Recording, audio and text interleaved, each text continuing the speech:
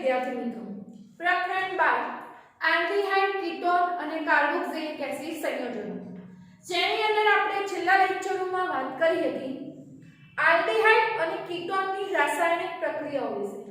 Aldehyde અને કીટોનની રાસાયણિક પ્રક્રિયાઓની અંદર અત્યાર સુધીની વાત કરી તો આપણે જેટલી રાસાયણિક પ્રક્રિયાઓ જોઈ ગયા તેની એક આપણે થોડી વાત કરી લઈએ. તો પહેલી આપણે જોઈ હતી પ્રક્રિયાની અંદર હાઇડ્રોજન સાયનાઇડ સાથેની પ્રક્રિયા. એટલે એક પ્રક્રિયા જો તમારે યાદ રાખવી હોય તો હાઇડ્રોજન સાયનાઇડ સાથેની પ્રક્રિયા. ફરીથી કહેવામાં આવે છે આ રીતે જો તમે રિવિઝન કરી અને વારંવાર પ્રક્રિયાઓ યાદ રાખશો તો તમને કોઈ પણ પ્રક્રિયાની અંદર મુશ્કેલી નહીં પડે. તો જે પહેલી એક પ્રક્રિયા જોઈ હાઇડ્રોજન સાયનાઇડ સાથેની પ્રક્રિયા, તેના પછી બીજા નંબરની પ્રક્રિયા છે જોઈ સોડિયમ બાયસલ્ફાઇડ સાથેની પ્રક્રિયા, NaHSO3 સાથેની પ્રક્રિયા. અને દરેકમાં તમને યાદ હશે કાર્બન અને ઓક્સિજન વચ્ચેનો જે પાય બંધ હતો, આ પાય બંધ તૂટતો અને તમને નિપજ પ્રાપ્ત થતી. બીજા નંબરે સોડિયમ હાઇડ્રોજન સલ્ફાઇડ સાથેની પ્રક્રિયા. ત્રીજા નંબરની પ્રક્રિયા કહીએ તો ગ્રિગ્નાર્ડ પ્રક્રિયકનું ઉમેરણ જોયું. ગ્રિગ્નાર્ડ પ્રક્રિયકના ઉમેરણની અંદર પણ વાત કરીએ. કાર્બન અને ઓક્સિજન વચ્ચેનો જે પાય બંધ હશે એ પાય બંધ તૂટશે અને આપણને નિપજ પ્રાપ્ત થતી. ચોથા નંબરે જોયું આલ્ડીહાઇડની અંદર આલ્કોહોલના અણુનું ઉમેરણ. અને આલ્કોહોલના અણુનું ઉમેરણ કહીએ તો એનાથી આપણને જે એસિટા અને જે કહીએ કેટાલન, ચક્રીય કેટાલન નિપજ મળતી હતી એના વિશેની પ્રક્રિયા જોઈ હતી. એટલે આ થઈ ચોથા નંબરની પ્રક્રિયા. પછીની વાત કરી હતી એમોનિયાના વ્યુત્પન્ન, એમોનિયાના વ્યુત્પન્ન સાથેની પ્રક્રિયા. અને એની અંદર આપણને યાદ હોય તો NH3 માંથી એક હાઇડ્રોજન ઓછો કરતા અને NH2Z અને Z તરીકે આપણે અલગ અલગ પ્રક્રિયકો R કહીએ, OH હોય, NH2 હોય, બેન્ઝીનની ઉપર NH2 હશે, આવી રીતે અલગ અલગ સમૂહો લીધેલા. પછીની પ્રક્રિયા જોઈ હતી રિડક્શનની પ્રક્રિયા. અને રિડક્શનની પ્રક્રિયાની અંદર વાત કરીએ તો આની અંદર આપણે પ્રકાર પડી જતા હતા. રિડક્શનની અંદર પણ વાત કરીએ તો જે આલ્કોહોલની પદ મળતી, આ આલ્કોહોલની પદ પ્રાપ્ત થતી હતી એની ચર્ચા આપણે કરેલી હતી. જેની અંદર આપણે નિકલ, પ્લેટિનમ, પ્લેટિનમ જેવી ધાતુઓ, સોડિયમ બોરોન હાઇડ્રેટ NaBH4, પછી કઈ લિથિયમ એલ્યુમિનિયમ હાઇડ્રેટ આવા પ્રક્રિયકોનો ઉપયોગ કરેલો. તો અત્યાર સુધીની આલ્ડીહાઇડની રાસાયણિક પ્રક્રિયાઓની અંદર ચર્ચા કરી તો આપણે આટલી ટોટલ પ્રક્રિયા જોઈ ગયા. અને તમને દરેક પ્રક્રિયાની ક્રિયાવિધિ વિશેનો ખ્યાલ હોવો જોઈએ, જેથી તમને કોઈ બીજું ઉદાહરણ પણ પૂછ્યું હોય તો તમે એની અંદર આગળ લખી શકો. હવે એની અંદર આપણે આગળ જોવાનું છે રિડક્શનની જ પ્રક્રિયાઓ. એક આલ્કોહોલની પદ હતી. હવે એની અંદર આગળનો પ્રકાર આવે છે રિડક્શન દ્વારા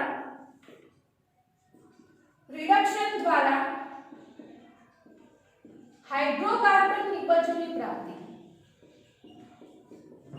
હાઇડ્રોકાર્બન નિપજની પ્રાપ્તિ.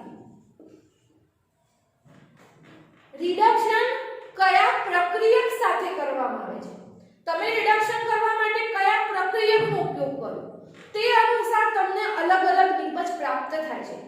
જો રિડક્શન કરવા માટે નિકલ, પ્લેટિનમ આવી ધાતુઓનો ઉપયોગ કરશો, તો કહીએ આપણે કહીએ sodium boron hydrate, lithium aluminium hydrate આવા પ્રક્રિયકો જો વાપરેલા હશે તો એની અંદર નિપજ આલ્કોહોલ આપણને મળતો. એમાં પણ આલ્ડીહાઇડનું રિડક્શન થવાથી પ્રાથમિક આલ્કોહોલ અને જે કીટોન હતું એનું રિડક્શન થવાથી દ્વિતીયક આલ્કોહોલ પ્રાપ્ત થતું.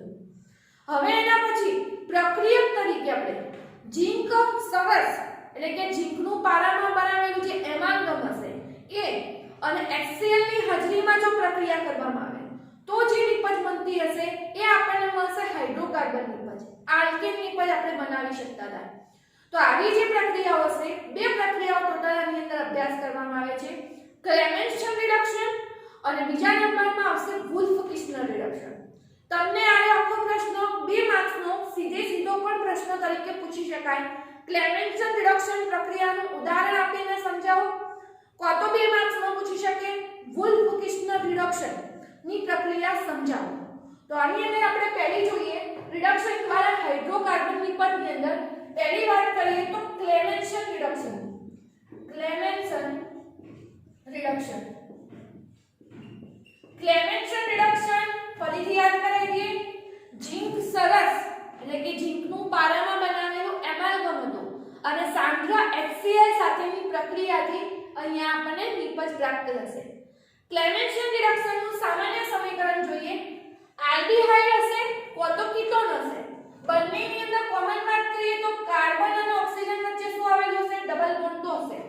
એટલે કાર્બન ઓક્સિજન વચ્ચેની ડબલ બોન્ડ જોડે જ પ્રક્રિયા થશે. હવે પ્રક્રિયા કરીએ ZnHg. આ ZnHg એટલે Hg એટલે પારાની સંજ્ઞા અને આપણે કહીએ પારામાં બનાવેલ ઝીંક ધાતુનું જે સરસ હશે એમાલ્ગમ પણ કહેવાય. ઝીંક સરસ તરીકે ઓળખાશે અને HCl ની હાજરીમાં સાંદ્ર HCl અહીંયા વપરાય છે. HCl ની હાજરીમાં પ્રક્રિયા થશે. અહીંયા ટૂંકમાં સમજવા જેવી વસ્તુ એટલી છે કે ઝીંક ધાતુની હાઇડ્રોક્લોરિક એસિડ સાથે પ્રક્રિયા થશે અને હાઇડ્રોજન જે વાયુ મુક્ત થયેલો છે આ હાઇડ્રોજન વાયુ અહીંયા જોડાશે. આની અંદર યાદ રાખવા જેવું ખાસ કે આની અંદર ટોટલ 4 હાઇડ્રોજન મુક્ત થશે અને 4 હાઇડ્રોજન મુક્ત થશે એટલે કઈ રીતે જોડાશે? કાર્બન અને ઓક્સિજન વચ્ચેનો અહીંયા જે આપણે બંધ હતો ઓક્સિજન જે ડબલ બોન્ડ થી જોડાયેલા છે એ આખો બંધ છૂટો પડશે અને કાર્બન ઓક્સિજન જે બે સંયોજકતાથી જોડાય છે એની જગ્યાએ અહીંયા બે હાઇડ્રોજન જોડાય છે. એટલે અહીંયા કાર્બનની સંયોજકતા તો 1 બનાવી દે એટલે કે ટૂંકમાં જઈએ તો કાર્બન જોડે બે H આ રીતે અહીંયા જોડાઈ જાય. કાર્બનની જે ચતુસંયોજકતા હતી આ ચતુસંયોજકતા તો પૂર્ણ થઈ જાય. હવે જે ઓક્સિજન હશે આપણે આગળ કીધું કે ટોટલ કેટલા 2H2 ના અણુ અહીંયા જોડાતા હશે. લખવાની જરૂર નથી પણ આ સમજવા માટે આપણને ખ્યાલ હોવો જોઈએ. એટલે અહીંયા બે હાઇડ્રોજન ના અણુ જોડાશે તો એમાંથી બે H2 નો એક અણુ વધ્યો હશે. H2 એક O જોડે જોડાઈને શું બનાવશે? H2O. એટલે કે અહીંયા પાણીનો અણુ અહીંયા આપણને મુક્ત થશે. એટલે આ જે પાણીનો અણુ મુક્ત થાય છે એ કહેવાશે અહીંયા H2O. તમને આડ પેદાશ તરીકે અહીંયા પ્રાપ્ત થાય છે. આ રીતે કહીએ તો આપણને હાઇડ્રોકાર્બન નિપજ ની અંદર પણ આલ્કેન નિપજ આપણને પ્રાપ્ત થતી હતી.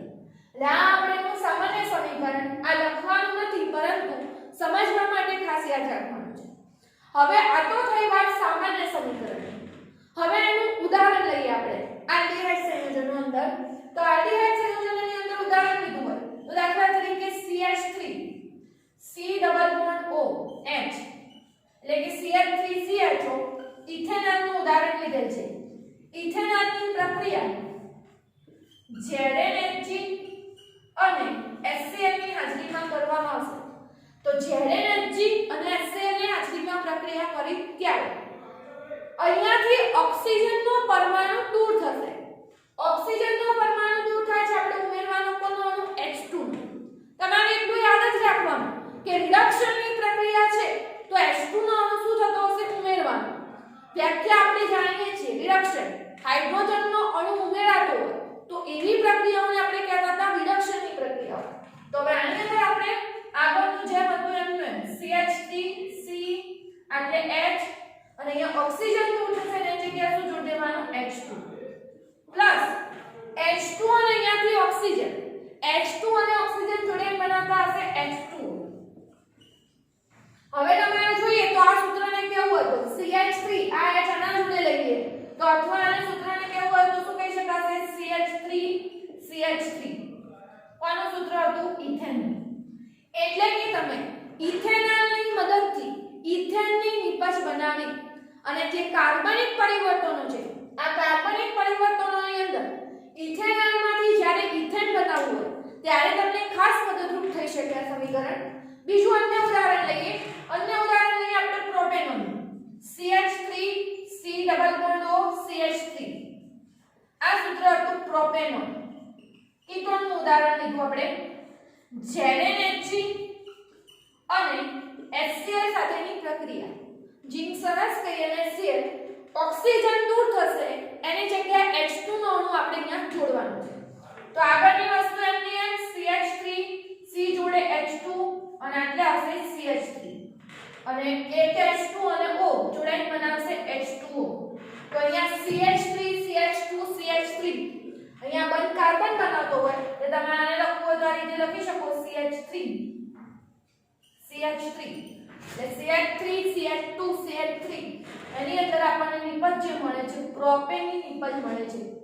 તો તમને 2 માર્ક્સનો પ્રશ્ન પૂછાય ક્લેમેન્શન રિડક્શન ઉદાહરણ આપીને સમજાવો તો સામાન્ય પ્રક્રિયા અને એક આલ્ડીહાઇડનું અને કીટોનનું ઉદાહરણ આ રીતે તમારા અંદર વ્યવસ્થિત આખો પ્રશ્નનો જવાબ લખવાનો રહે તો તમને 2 માર્ક્સ પૂર્ણ મળે એની અંદર. તો વ્યવસ્થિત રીતે આખી જે બે સમીકરણના ઉદાહરણો છે પુસ્તકમાં આપણને ઉદાહરણો આપેલા નથી તો ઉદાહરણો સહિત અહીંયા લખી દેવું તમારે.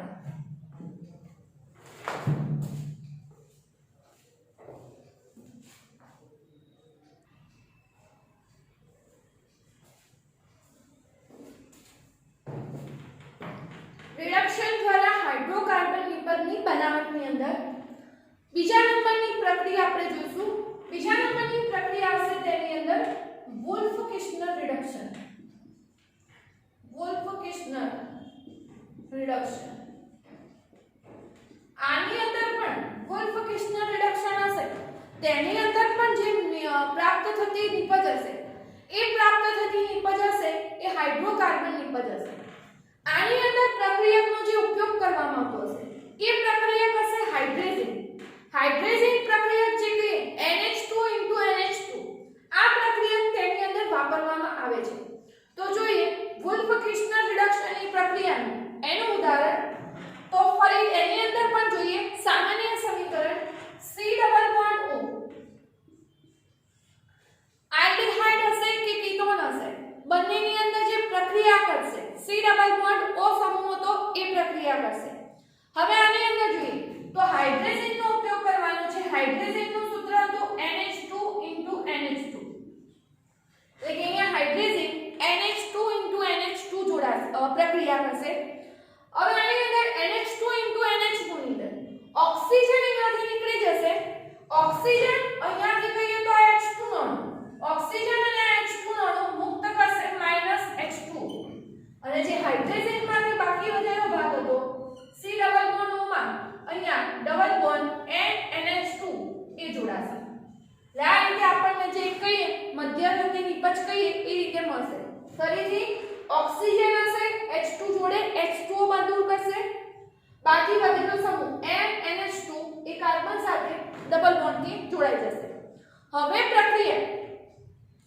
પ્રક્રિયા ઇથિલિન ગ્લાયકોલની હાજરીમાં અને કહીએ KOH જેવા દ્રાવકમાં એનું દ્રાવણ બનાવેલું હશે તે પ્રક્રિયા જોડે કરવામાં આવે તો KOH ઇથિલિન ગ્લાયકોલ અને જ્યારે ગરમી આપવામાં આવશે. હવે અહીંયા ગરમી આપવામાં આવશે KOH જેવા દ્રાવકમાં ઇથિલિન ગ્લાયકોલનું બનાવેલું જે દ્રાવણ હશે તે લીધેલું હશે ત્યારે H2 નો અણુ અહીંયા કાર્બન સાથે જોડાશે એટલે આ રીતે થશે C એટલે થશે H2 એટલે કે અહીંયા જે આલ્કેન નિપજ બનવાથી તે અને નાઇટ્રોજન એ દૂર કરશે N2 નો એટલે કે અહીંયા મુક્ત થતો જે અણુ હશે નાઇટ્રોજનનો અણુ અહીંયાથી મુક્ત થશે N2 નો અણુ દૂર થશે. એટલે આ જે પ્રક્રિયા હતી હાઇડ્રેઝિન સાથેની પ્રક્રિયા એ પ્રક્રિયા ઓળખાશે વોલ્ફ-કિર્ચનર રિડક્શન તરીકે. આ પણ થિયરી એવી છે કે 2 માર્ક્સની અંદર તમને પૂછી શકાય એ પ્રકારની. ઉદાહરણ જોઈએ વોલ્ફ-કિર્ચનર રિડક્શનનું તો આની અંદર આવશે CH3 C double bond OH એટલે કે આપણે લીધેલું છે CH3 CHO CH3 CHO ઇથેનોલનું ઉદાહરણ. ઇથેનોલની પ્રક્રિયા હાઇડ્રેઝિન સાથેની પ્રક્રિયા NH2 NH2 હાઇડ્રેઝનનું સૂત્ર એમોનિયાના વ્યુત્પન્નોમાં પણ આગળ તમારે આવી ગયું છે NH2 NH2 હાઇડ્રેઝિન કહેવાશે. હવે એક જ વારની ક્રિયાવિધિ યાદ રાખવાની તમારે તેનાથી ઓક્સિજન હાઇડ્રોજન જોડે H2 જોડે મુક્ત કરશે H2O નો એટલે અહીંયા પાણીનો અણુ જે H2O નો અણુ હતો એ દૂર થયો. હવે આની અંદર જોઈએ તો CH3N9 કાર્બન હાઇડ્રોજન હવે અહીંયા ડબલ બોન્ડ H2 દૂર થઈ ગયો ઓક્સિજન જોડે H2 પાણીનો અણુ દૂર કર્યો બાકી બધી વસ્તુ NH2 આ બની. હવે આગળ ફરીથી એનો જ પ્રક્રિયાનું આપણે યાદ રાખવાનું KOH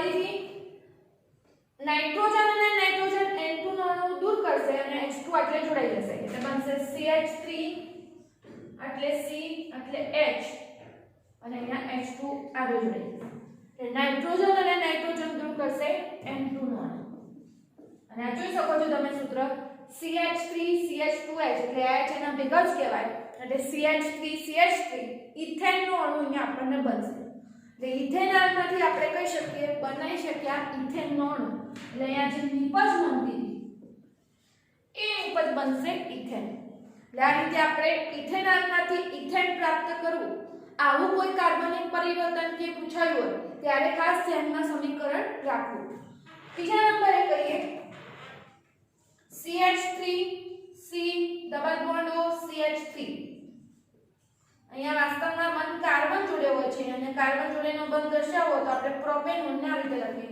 CH3COCH3 પ્રોપેનોન કો તો એસીટોન નું સૂત્ર હતું તો ફરીથી પ્રોપેનોન ની મદદથી પ્રોપેન પ્રાપ્ત કરવું હોય વુલ્ફ-કિર્ચનર રિડક્શન ની પ્રક્રિયા છે તો આની અંદર જોઈશું હાઇડ્રોજન સાથેની પ્રક્રિયા NH2NH2 તમે એકવાર પ્રક્રિયાની આખી વસ્તુ શું કહેવા માંગે છે કઈ જગ્યાએ ફેરફાર થાય છે એટલું રાસાયણિક પ્રક્રિયામાં જો સમજી લીધેલું હશે તો તમને કોઈ પણ પ્રક્રિયાનું કોઈ ઉદાહરણ બદલીને પૂછ્યું હોય તો પણ લખવામાં મુશ્કેલી નથી રહી અને આમ જોવા જઈએ તો સીધો પ્રશ્ન પૂછાય તો દર વખતે આલ્ડીહાઇડના ઉદાહરણમાં આપણે એસિટાલ્ડીહાઇડનું ઉદાહરણ લખવાનું છે કીટોનના ઉદાહરણમાં પ્રોપેનોનનું અને ખરેખર કાર્બન અને ઓક્સિજનના બંધ વચ્ચે શું પ્રક્રિયા થતી હતી એ મેઇન પ્રક્રિયકો યાદ રાખ્યા પછી તમે આખી પ્રક્રિયાને લખી શકો પણ આ માટે તમારે પ્રક્રિયાઓ વારે-વાર રિવિઝન કરવું પડે કયા પ્રક્રિયકો વપરાતા હતા આ બધી જ વસ્તુઓ તમારે યાદ રાખવી પડે અને આ બધી વસ્તુ લખીને તમે તૈયાર કરો એટલો તમને આની અંદર ફાયદો થશે હવે આની અંદર CH3 અને C એટલે પણ CH3 હતા ઓક્સિજન અને અહીંયાથી H2 ઓક્સિજન અને H2 દૂર કરશે H2O નો અને અહીંયા બનશે C ડબલ બોન્ડ NH2 એટલે NH2 નો અણુ બાકી રહેશે હવે પ્રક્રિયા કહીએ KOH ઇથિલિન ગ્લાયકોલ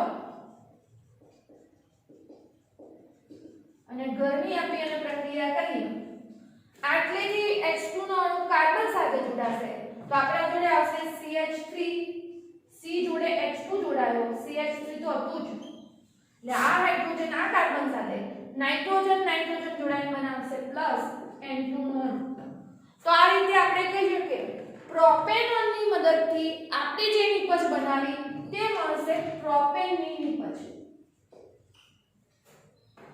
તો આ રીતે ઇથેન અને પ્રોપેન બનાવી શકાય હવે ફરીથી યાદ કરી લઈએ જેટલી રાસાયણિક પ્રક્રિયાઓનો અભ્યાસ કર્યો તો એની અંદર રિડક્શનની અંદર બે ભાગ પડી ગયા આલ્કોહોલ નિપજ અને બીજા નંબરનું શું આવતું હતું હાઇડ્રોકાર્બન નિપજ એટલે જે રિડક્શન હતું આ રિડક્શનની અંદર ટોટલ બે ભાગ આલ્કોહોલ નિપજ હાઇડ્રોકાર્બન નિપજ આલ્કોહોલ નિપજ હતું એની અંદર નિકલ પ્લેટિનમ આવા ઉદ્દીપકો અને લિથિયમ એલ્યુમિનિયમ હાઇડ્રાઇડ કે સોડિયમ બોરોન હાઇડ્રાઇડ વાપરો અને હાઇડ્રોકાર્બન નિપજ હતું એની અંદર કહીએ તો બે ભાગ પડી જશે ક્લેમેન્સન રિડક્શન અને વુલ્ફ-કિર્ચનર રિડક્શન અને આ રીતે જો સમજીને બધી જ પ્રક્રિયા યાદ રાખશો તો એક પણ પ્રક્રિયાની અંદર ભૂલ નહીં પડે અને આ જ રીતે તમે બનાવટની જેટલી પ્રક્રિયાઓ હતી એ પણ તમે ક્રમશઃ સેમી અંદરથી બનાવી શકતા હતા એ વસ્તુને જો યાદ રાખેલી હોય તો રાસાયણિક પ્રક્રિયાઓ ક્યારે મિશ્ર નહીં થાય ક્યારે એમાં ભૂલ નહીં પડે તો વ્યવસ્થિત રીતે આગળ ચલાવેલી આમ જોવા જઈએ તો ટોટલ 4 જ પ્રક્રિયાઓ તમારે તૈયાર કરવાની થાય છે અને આ 4 પ્રક્રિયા તમે 3 થી 4 વાર જો લખી અને વ્યવસ્થિત તૈયાર કરેલી હશે તો ક્યારેય તમે આ પ્રક્રિયા ભૂલશો નહીં પરંતુ આના માટે સમજવું જરૂરી છે અને એટલું તૈયાર પણ એના પછી કરવું જરૂરી છે